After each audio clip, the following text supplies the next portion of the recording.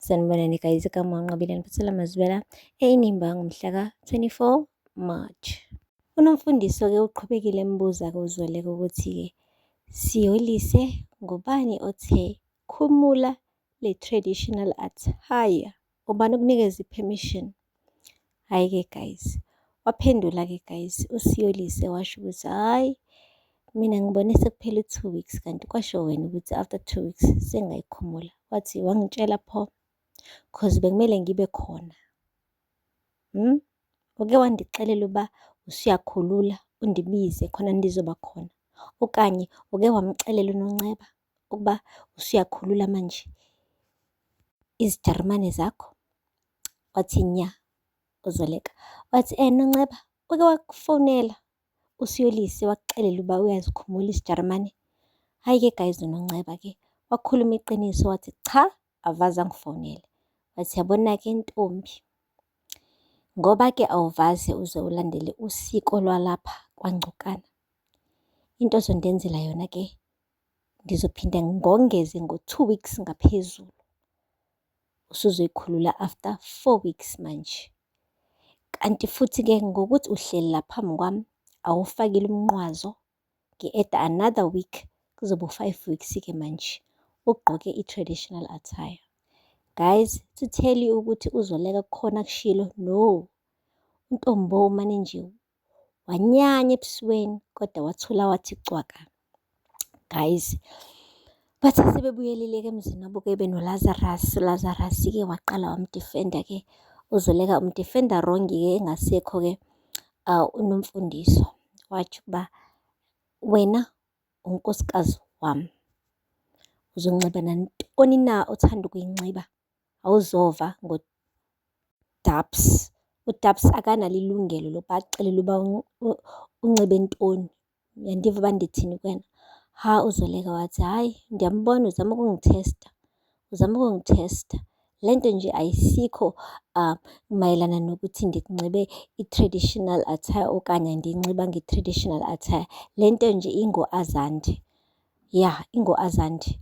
Wathi ya, akunyanzelekile ukuba uyinxibe-ke kodwa i-traditional attire. Wathi no, ndizoyenza cause uma ndingayenzi kaloku into azoyenza manje usezobona sengathi mina ndisebenzisa imali ne-power ukuthi ndingalandeli ama-duties okuba umakoti, yabo. So andifuni ukuba njengilaba omakoti abahlezi behlukunyezwa ngenxa yokuthi babukeka sengathi baziphethe or bazithwele, yabo. So ndizoyenza njengoba asho uDabs, ya, ukuze kusasa angathi mina ndinempakamo. Guys, uZoleka-ke ushilo wathi hhayi, uyayazi le nto le i-game le, so uzoyidlala ngale ndlela le uNomfundiso ayidlala ngayo i-game. So game on guys. Uthe kusanjalo-ke wahamba uLazarus wabona ukuthi no, kuzomele ahambe ayothetha naye uDabs, azame ukurizina phela naye ukuthi angabe sithi 5 weeks wonke pho ukuthi agqoke i-traditional attire umkakhe. Semefika nje wathi Dabs, besikhona isidingo sokuthi uhlambalaze unkosikazi wami phambi kwefemeli yonke izolo. Wathi good morning nyana wami, unjani wena? Heyi, kwacaca-ke bha ukuthi-ke uLazarus akavaze ambingelele, ngisho ukumbingelela uNomfundiso besijahe ukusho lento engaphakathi esifubeni. Guys, uqhubekile uLazarus wathi Dabs, this is so unfair. Wathi hayi bo, kusukela nini wesigqibo wena ukhuluma iy'ndaba zabafazi, cause le nto le indaba yabafazi.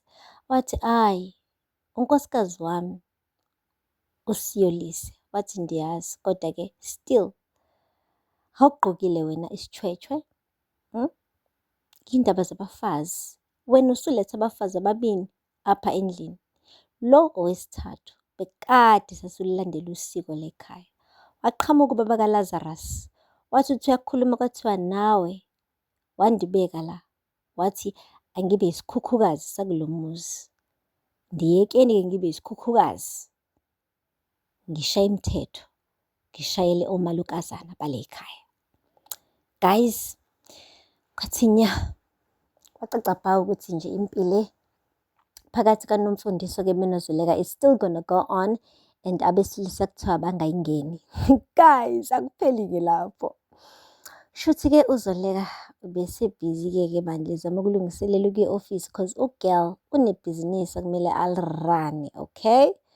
Angeke aloku ahlezi akotiza la endlini, kunebhizinisi ekumele lenze imali, ekumele-ke alirane. Uthe nje sathi umatasatasa ulungiselela ukuhamba e-Khosela Tech, guess who called? Nomfundiso. Ufonela uZoleka wonke guys, and uZoleka uthe mebona igama lakhe eflesha kwi-screen sefoni washaya uvalo kancane ukuthi hayibo ufuna ntoni manje uDabs cause ngayizolo umudle wamudla waqede lapho wamthimisela phansi on the floor. Guys, uthe bengicela uze apha ngokukhulu ukuphuthuma siyolise. Hayi uNonceba, wathi uDabs ufuna uze apha la hlala khona? Hayi ngeke, ithi ndikukhaphe.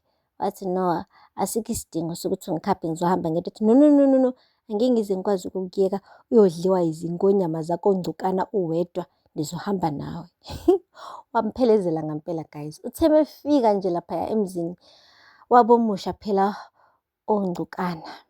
Eish, wathi usufikile makoti. Yazi phela ngithe ndihleli lapha indabona ukuthi ndibhizi man, kanti andive ndihalela ukudla umngqusho namhlanje kanye ne-oxtail. Uyazi umakhulu wala ekhaya ubewuthanda umngqusho.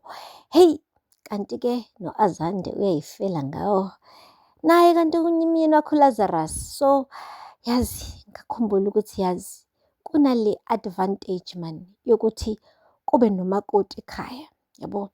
Kunale blessing eza ngokuthi kube khona umakoti ekhaya. Why ndiloke ndizixaka ndisebenza nzima kukhona umakoti lapha ekhaya? Hayi ngakho ngikufonelile-ke Siyolise, bendicela bandla uba usenzele nanku umngqusho ufake-ke ne-oxtail.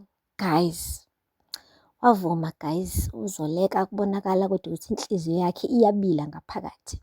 Umane wathi nje uNonceba khuleka ngizokusiza, ithi ngiyolanda imbiza. Wahamba-ke guys wolanda amabhodwe, waqala wapheka uZoleka. U-girl kufuze ngabe ubhizi ne-laptop, ubhizi namabhodwe-ke manje. Akupheli-ke lapho. Uthe sekuvuthiwe kokudla-ke, hhayi kwabizwa wonke umndeni wahlala etafuleni. Naye-ke uSigqibo ubengayitsheli ukuthi uzodlela le ekhaya elikhulu, kodwa-ke ugcine esedla khona ngoba unkosikazi wakhe uyena ophekile.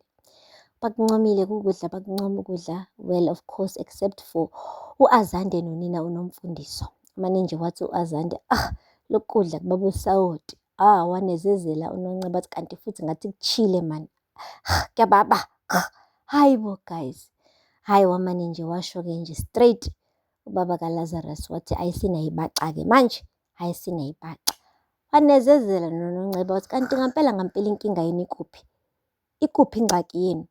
Like yabona nje sengiyabona manje ukuthi this is not just about uZoleka cooking and all. Ninenkinga nina la and you need to spit it out. Yo guys, ngokuthi nje akhulumele uZoleka kwabe sengathi uzigwaze ngowakho umkhonto uNonceba.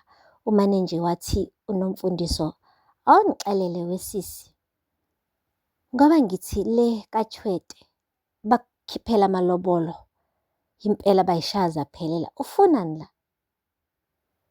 Wena kahle kahle kufuze ngabe usemzini wakho yena uyakotiza uyapheka khona.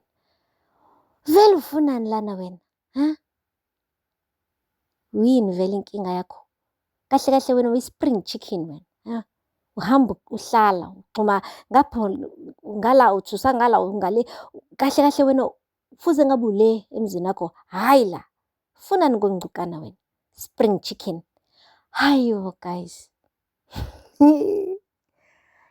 Yayi ubomsukela umuntu. Yabona uNonceba badlisa ngamapayipi labantu bayoze bamnikeze isikhundla esimfanele-ke kushuthi u-Azande lesi acathi simfanele sokuba yi-leader yeIngcukana Industries.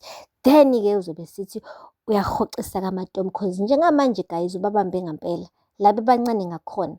And uyabonakala ukuthi usempini u-girl, angeke azaze abayeke. One by one uyabachoboza up until kuthi u-Azande uyi-leader, ungumphathi ngokuphelele wase-Ingcukana Industries.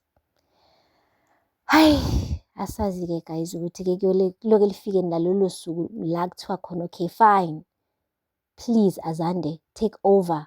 Sesikhathele manje ukuhlukunyezwa uma wakho nomfundisi. I wonder if ukhona nozofuna ukugoba uphondo makunje. Guys, aphela lapho-ke amazwibela namhlanje. Ungakhohlwa ukusubscribe and like and comment. Until next time. Bye. Sanibonani guys, igama uNqabile Mphathela Mazwela eNimba ngomhla ka 24 March. Unomfundiso-ke uqhubekile embuza-ke uZwele.